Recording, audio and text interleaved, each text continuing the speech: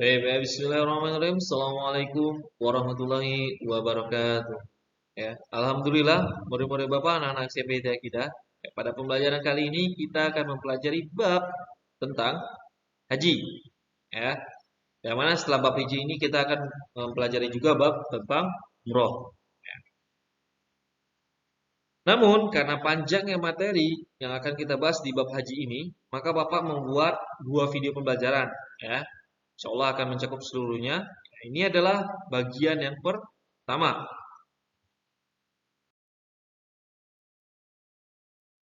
Langsung saja kita bahas pengertian dari haji. Ya, Bunyal Islamu ala khamsin, syahadatu an la ilaha illallah wa anna Muhammadar Rasulullah, wa iqamis shalah wa itaiz zakah, wa hajjil baiti wa shaumi Ramadan. Ya, Islam dibangun atas 5 perkara, bersaksi tidak ada sesembahan yang berhak disembahkan selain Allah, mengaku Muhammad adalah utusannya, mendirikan sholat, menunaikan zakat, berhaji, dan berpuasa di bulan Ramadan. Hadis riwayat Bukhari nomor 8 dan Muslim nomor 16. Ini adalah dalilnya. Untuk pengertian haji sendiri, ya, menurut bahasa haji berarti menyengajakan sesuatu. Ya, menurut istilah haji adalah menyengajakan untuk mengunjungi Ka'bah di Mekah. Ya, Ka'bah di mana lagi ya? Selain di Mekah, tentu saja di Mekah dengan niat beribadah kepada Allah Subhanahu wa taala pada waktu tertentu serta dengan syarat-syarat dan cara-cara yang tertentu pula. Perlu kalian ingat, antara haji dan umrah, tata cara, syarat dan rukun ini hampir-hampir mirip. Ya, maka kalian harus mengingat setiap tata caranya. Nanti akan ada perbedaannya dan akan Bapak jelaskan pula. Selanjutnya, yaitu syarat wajibnya haji. Ya, yang pertama yaitu adalah Islam, berakal, balik, merdeka, dan mampu. Ya, orang Islam pastinya semua murid Bapak adalah orang Islam, berakal yang memiliki akal yang baik dan mengerti serta balik yaitu mengetahui mana yang baik dan mana yang buruk, merdeka hur. Ya, merdeka adalah hur yaitu kita sebagai orang muslim yang merdeka, ya. Insyaallah seluruh umat Islam telah merdeka dan mampu ya, dari segi finansial, waktu dan kesehatan. Kelima syarat di atas adalah syarat yang disepakati oleh para ulama sampai-sampai Ibnu Qunabah dalam Al-Mughninya kitabnya berkata saya tidak mengetahui ada khilaf perselisihan dan penetapan syarat-syarat ini. Dalam kitab Al-Mughni pembahasan ketiga yaitu 164.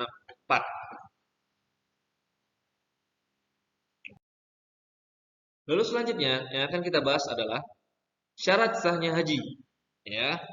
Yang pertama Islam berakal. Lalu ada mikot zamani, ya artinya haji dilakukan di waktu tertentu pada bulan-bulan haji. Ya, tidak di waktu lainnya. Ya, Abdullah bin Umar, mayoritas sahabat dan ulama sesudahnya berkata bahwasannya waktu tersebut adalah bulan Syawal, Zulqa'dah dan 10 hari pertama pada bulan Zulhijjah. Lalu ada mikot makani, ya, artinya haji penunaian rukun dan wajib haji dilakukan di tempat yang tertentu dan telah ditetapkan. Tidak sah dilakukan di tempat lain. Wukuf dilakukan di daerah Arafah. Tawaf mengelilingi Ka'bah, sa'i antara Safa dan Marwah. Ingat ya, antara mikot zamani dan mikot makani yang dilakukan pada haji dan umrah ini berbeda. Ya, berbeda apa? Berbeda namun tetap sama. Ya, namun nanti di umrah akan ada yang dikurangi dari tuntunan tersebut. Ya, namun insya Allah tetap sama. Maka hati-hatilah dan mengingatnya.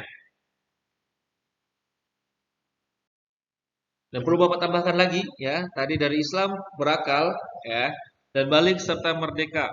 Ya, itu adalah syarat sahnya haji. Lalu selanjutnya,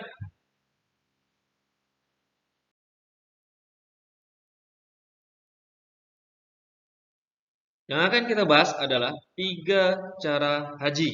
Jadi haji itu ada 3 cara yang kita bisa pilih.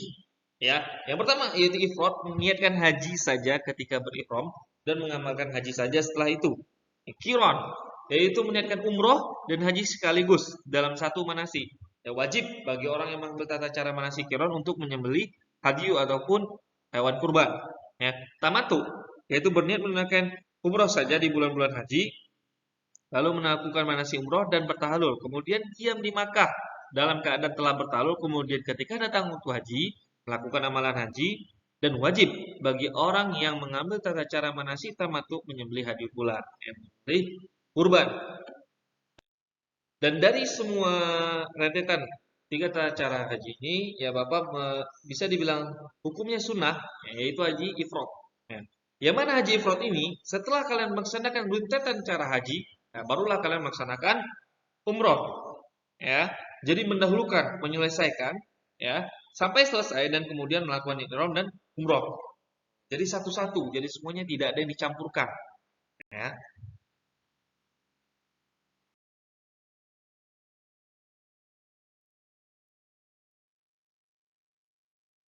Nah, untuk dalilnya, ya, maka bagi siapa yang ingin mengerjakan umroh sebelum haji di dalam bulan haji, wajiblah ia menyembelih hadiu, yaitu kurban yang mudah didapat. Insya Allah di Mekah sana atau di tempat haji yaitu Mekah, kita bisa mendapatkan hadiu ataupun barang-barang sembelihan dan memang di sana ada tempatnya. Ya, tetapi jika tidak ditemukan binatang kurban ataupun tidak mampu, maka wajib berpuasa 3 hari dalam masa haji dan 7 hari lagi apabila kamu telah pulang kembali, itulah 10 hari yang disempurnakan. Kalian bisa melihat ya di surat Al-Baqarah ayat 196. Ya. Eh, Puasa tadi ya. Jadi ketika dalam pelaksanaan haji jika tidak mampu ya mungkin atau sedang mahal atau bagaimana, ya kalian bisa berpuasa 3 hari dan nanti setelah kembali ke Indonesia kalian berpuasa 7 hari lagi. Ya.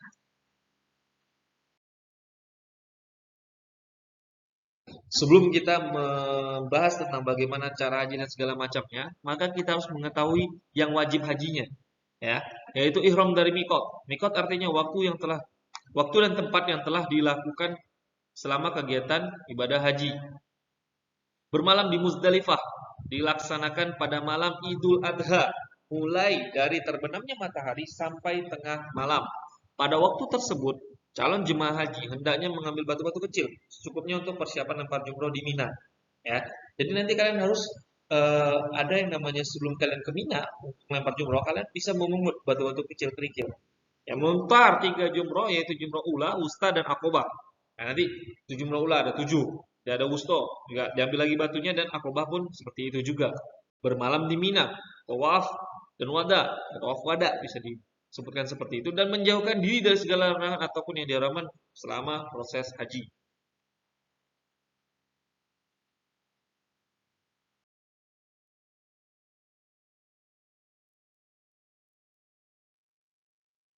Ya, syukron, wa jazakumullah khair. Ya, sampai di sini Bapak cukupkan untuk materi pembahasan tentang haji. Ya, nanti rentetan yang paling penting-penting yang akan insya Allah akan Bapak bahas di bagian kedua. Ya, tadi adalah sekedar pengenalan dari syarat sahnya, bagaimana rukunnya, apa yang wajibnya. Bapak jelaskan duluan dan nanti di bagian kedua akan ada pembahasan yang lebih rinci lagi. Tips, assalamualaikum warahmatullahi wabarakatuh.